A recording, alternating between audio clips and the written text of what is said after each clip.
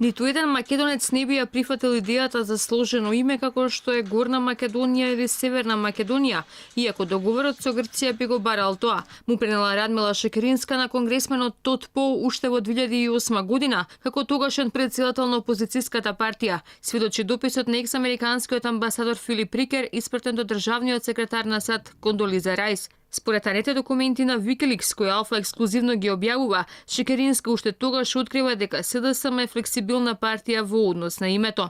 Додека таа забележува дека македонците нема да прифатат идеја за сложено име, како што е Горна Македонија или Северна Македонија, иако договорот со Грција би го барал тоа, укажува дека незината партија е флексибилна во однос на името.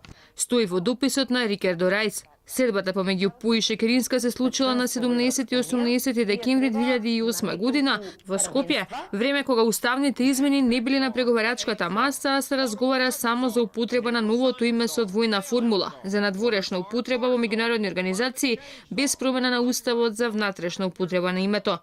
Знаела ли и тогаш Шекеринска дека народот не прифаќа никаква промена на уставот и името, како и сега во очи на референдумот, па повторно го избегнува секое коментирање на уставните измени кои треба да се случат до крајот на декември годинава.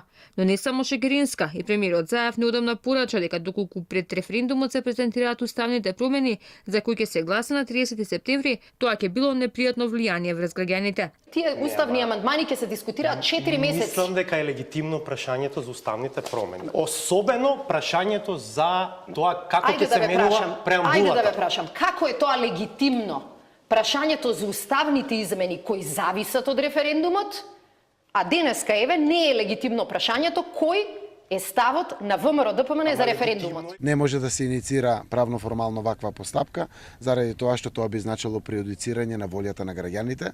Јас сакав уште сега ако може да се презентира, да ги видат граѓаните како тоа излегува, но со сето тоа ќе се прави непријатно влијание врз граѓаните, а граѓаните треба навистина слободно да одлучат во овој период. Според Заев, промените во уставот кои ќе се носат по референдумот биле логични, ама за нив ќе се говорело јавно како ќе се формирале официјалните државни комисии кои ќе работат на самите уставни промени. Од друга страна пак, подпредседателот на ВМРО-ДПМН Александар Николовски коментира дека ваквите изјави на власта значат евидентно бегање на СДСМ од одговорот на прашањето и се поизвестно дека одиме на референдум без да ги знаеме уставните промени.